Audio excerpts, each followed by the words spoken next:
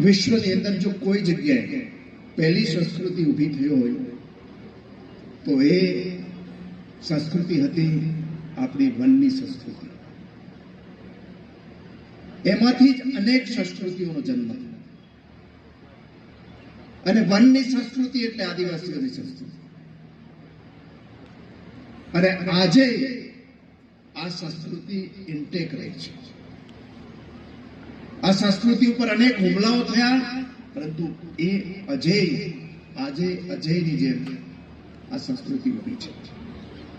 ત્યારે આ વસંત પંચમીના દિવસે આ સંસ્કૃતિને આભાર માનવા માટે, આભાર એટલા માટે માનવો જોઈએ કે જ્યાં સુધી વન સંસ્કૃતિ છે ત્યાં સુધી આ સૃષ્ટિ, આ પૃથ્વી છે.